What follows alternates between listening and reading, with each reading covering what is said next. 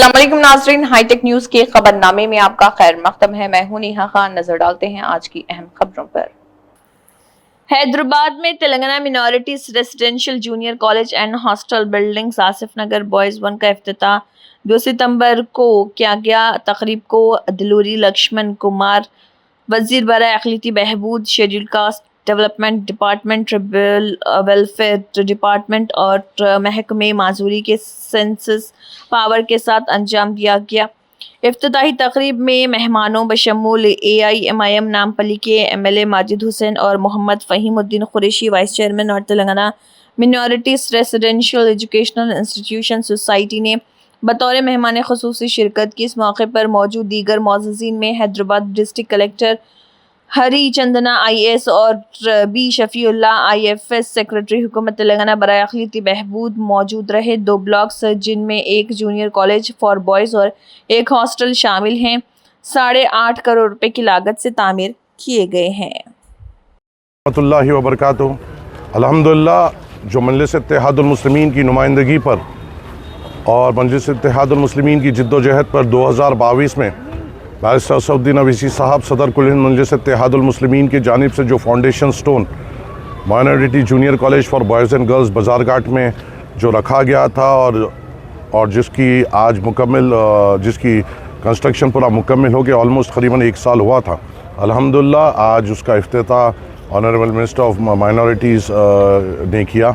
उनके साथ हमारे टेमरिस के चेयरमैन साहब फ़हीम कुरैशी साहब और तमाम कलेक्टर हैदराबाद, तमाम ज़िम्मेदारान, हमारे साथी कॉरपोरेटर्स, मजलिस रुक़ा सब मौजूद थे। अल्हम्दुलिल्लाह एक बड़ा इक़दाम है नामपली हल्के के लिए और तालीमी मैदान में एक बहुत बड़ा अचीवमेंट आज मजलिस इत्तेहादुल मुस्लिमीन की नुमाइंदगी पे हुआ है। तो यहाँ पे क़रीबन एक बड़ी तादाद में minority junior college for boys and girls with residential facility यहाँ पे शुरू की जाएगी। क़रीबन 160 से ज़ायद बच्चों की यहाँ पे तालीम होगी और अल्हम्दुलिल्लाह एक बड़ा क़दम है माइनॉरिटी के तबक़े में और उनके एजुकेशन के तबक़े में। मजलिस इत्तेहादुल मुस्लिमीन ये तालीमी इदारों को और बेहतर करने की जिद्दोजहद में और कोशिश करेगी। जैसा इफ्तिताह ख़त्म हुआ, मैं कलेक्टर हैदराबाद के साथ इसके जो माइनॉरिटी जूनियर कॉलेज के पीछे जो वोकेशनल जूनियर कॉलेज है जो ख़ास तौर से डिलैबरेटेड कंडीशन में है और जिसकी कंटिन्यूस रिप्रेजेंटेशन सदर मजलिस के हुक्म पर मैं ख़ुद 2 या 3 बार chief minister of Telangana honourable Revanth Reddy साहब से पर्सनल मिलकर मैंने रिप्रेजेंटेशन दिया था और 1-2 मीटिंग में अकबरुद्दीन अवीसी साहब के साथ ही जाके डिप्टी CM साहब भट्टी विक्रमादित्य साहब को भी इस वोकेशनल जूनियर कॉलेज के बारे में हमने बताया था कि इसकी तामीरी काम को इमीडिएटली तौर पे शुरू करना है और एक इसका रिप्रेजेंटेशन के ऊपर एक एस्टिमेशन बनाया गया करीबन 27 करोड़ का और इसकी अब ऑलमोस्ट ये प्रोसेस है सैंक्शन होने का और हमें उम्मीद है कि तेलंगाना हुकूमत हमारी नुमाइंदगी पर इसे जल्द से जल्द अप्रूवल दे देगी। मैं ख़ुद बार बार इसके पीछे नुमाइंदगी कर रहा हूँ और इंशाल्लाह मुझे यकीन है कि इसको हम कामयाबी तौर पर इसको ग्राउंड करेंगे। जब तक के लिए मैंने ख़ुद ये अभी तय किया है कि सदर मजलिस ने मुझे ये भी हुक्म दिया है कि तुम फौरी तौर पर अपना जो SDF फंड है उसको फौरी तौर पर हम दूसरे कामों में लिए थे उसको रोकाते हुए हम यहाँ पर फौरी तौर पर यहाँ पर एक 2 मंजिला इमारत और एक टेम्पररी शेड यहाँ पर बनाएंगे कि इमीडिएटली तौर पर ये बच्चों को उसमें शिफ्ट किया जाए और उनकी तालीम जारी रहे और उस असना में इंशाल्लाह इस बिल्डिंग को डिमोलिशन करते हुए इसका तामीराती काम शुरू किया जाएगा। उम्मीद है कि हम मजलिस इत्तेहादुल मुस्लिमीन के तमाम ज़िम्मेदारान जो नामपली में हैं हम मिलकर इंशाल्लाह अवामी तवक्कुआत पे खरे उतरेंगे और यहाँ पर तालीमी इदारों में बहुत बेहतर सहूलतें हम देने की पुरज़ोर कोशिश करेंगे और इंशाल्लाह अल्लाह की मदद से कामयाब भी होंगे इंशाअल्लाह ताला। शुक्रिया। ఈరోజు మా గౌరవ ముఖ్యమంత్రి రేవంత్ రెడ్డి గారి యొక్క నేతృత్వం లోపల 2022 నుంచి మొదలైనటువంటి మైనార్టీ జూనియర్ కళాశాల ఆసిఫ్ నగర్ సంబంధించినటువంటి భవనం ప్రారంభోత్సవం సందర్భంగా స్థానిక MLA గారు हमारा भाई साहब है, हमारा फ़हीम भाई चेयरमैन है, हमारा डिस्ट्रिक्ट कलेक्टर, हमारा सेक्रेटरी गाరు ప్రిన్సిపల్ అందరం కూడా నేను మైనారిటీ మినిస్టర్గా బాధ్యతలు తీసుకున్న 2.5 months తర్వాత హైదరాబాద్లో ఉన్న Asif Nagar junior boys college సంబంధించినటువంటి హాస్టల్ అండ్ కాలేజ్ బిల్డింగ్ ప్రారంభోత్సవం రావడం జరిగింది। ఏదైతే ఈ రాష్ట్రంలో ఉన్నటువంటి సుమారు తెలంగాణ రాష్ట్రంలో 40 మైనారిటీ బిల్డింగ్స్ చివరి దశలో ఉన్నాయి। ఒక 20% బడ్జెట్ కేటాయిస్తే ఈ రాష్ట్రంలో అనేక మైనార్టీ స్కూల్స్ కానీ అదేవిధంగా ఇతర బిల్డింగ్స్ పూర్తి అయ్యడానికి అవకాశం ఉంది. దానికి సంబంధించిన విషయం లోపల మా ముఖ్యమంత్రి గారి దృష్టికి, ఓఎస్డీ సీఎం గారి దృష్టికి మా ఫైమ్ గారు కూడా తీసుకెళ్లారు. నేను కూడా డిప్యూటీ చీఫ్ మినిస్టర్ గారు కూడా రిక్వెస్ట్ చేసినాను.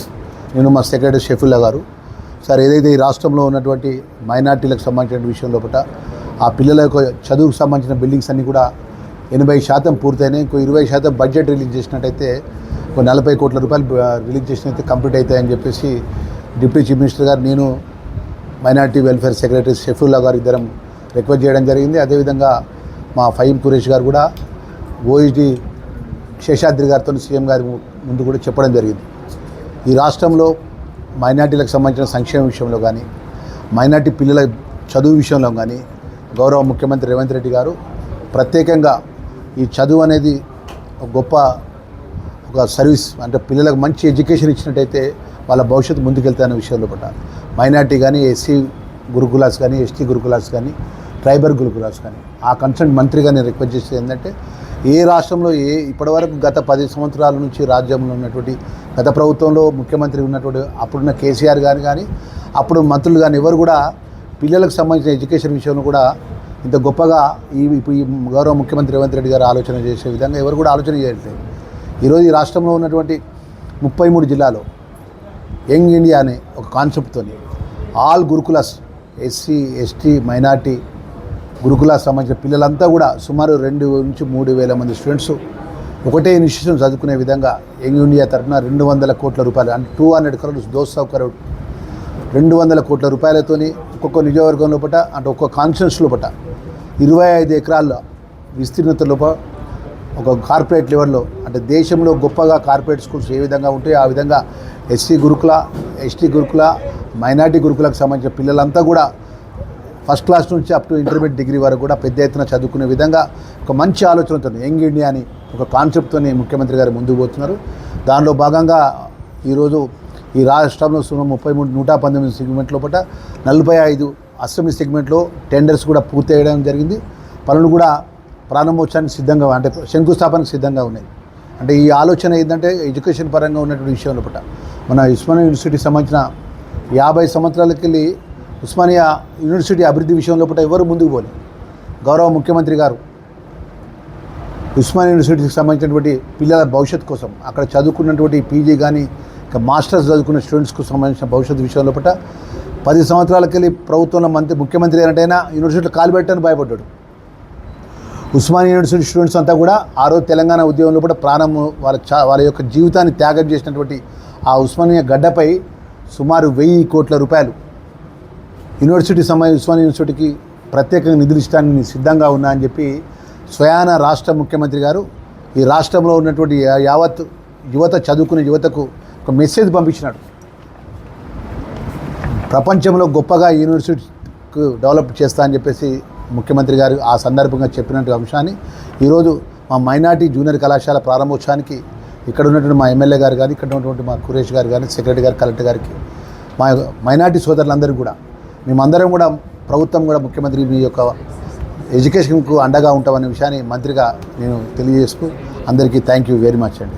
గతంగా కొత్త ఇబ్బంది పరంగా ఏమైందంటే గత 2 years లోపల జిల్లాల వరంగా మైనార్టీ వెల్ఫేర్ కానీ, అదేవిధంగా ఎస్టీ వెల్ఫేర్ కానీ, ఎస్సీ వెల్ఫేర్ కానీ జిల్లాలకు సంబంధించిన వెల్ఫేర్ ఆఫీసర్స్ లేకపోవడం వల్ల కొన్ని హాస్టల్స్లో ఇబ్బంది కూడా అడ్మిషన్ పరంగా కొంత ఇబ్బంది ఉన్నప్పటికీ అవన్నీ కూడా అధిగమిస్తాం. మీకు తెలుసా, ఈరోజు మా జగిత్యాల జిల్లా, నా సొంత జిల్లాలో 98% 10th క్లాస్ మైనార్టీ పిల్లలు, ఎంటైర్ స్టేట్లో 98% 10th క్లాస్ పిల్లలు.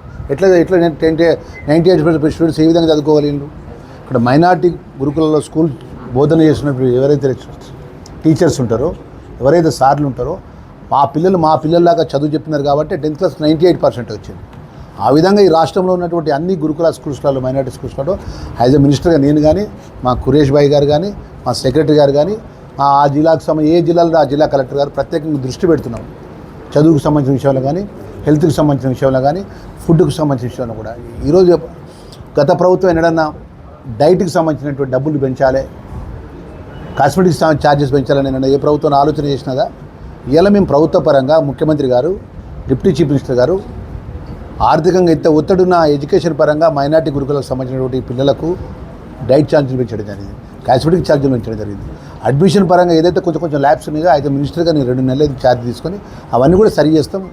భవిష్యత్తులో పెద్ద ఎత్తున ఎడ్యుకేషన్ పరంగా మైనార్టీ పిల్లలకు సంబంధించిన పిల్లల విషయంలో కూడా ప్రత్యేకంగా దృష్టి పెడతామనే విషయం మంత్రిగా మీ అందరికీ కూడా తెలియజేస్తాం. యాజ్ ఏ మినిస్టర్గా 2.5 months అయింది నేను తీసుకొని ఛార్జ్ తీసుకొని. నేను గతంలో జిల్లా పరిషత్ చైర్పర్సన్ కరీంనగర్ చేశాను. నాకు సిస్టమ్ మొత్తం తెలుసు.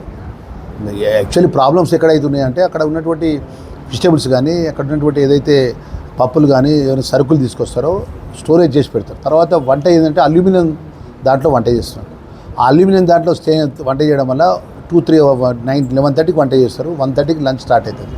2-3 hours అల్యూమినియం ఉండడం వల్ల కొంచెం ఫుడ్ పరంగా పిల్లలకి ఇబ్బంది అవుతుంది. ఇప్పుడు అన్నీ కూడా మొదట అంటే గురుకులాలకు సంబంధించినటువంటి ఎస్సీ గురుకులాల ఎంటైర్ తెలంగాణ స్టేట్లో 33 జిల్లాలకు సంబంధించిన గురుకులాలకు సంబంధించిన స్టైల్ అంటే అల్యూమినియం పాత్రలో ఆ యొక్క స్థానంలో మొత్తం స్టెయిన్లెస్ స్టీల్కు 7 కోట్ల రూపాయలతోని బడ్జెట్ ఇచ్చినాం. అదేవిధంగా మైనార్టీ కూడా అతి త్వరలో కూడా ఈ ఫుడ్కు ఎలాంటి ఇబ్బంది జరగకుండా ప్రత్యేక దృష్టి పెడతామని మీ ద్వారా తెలియజేస్తాను.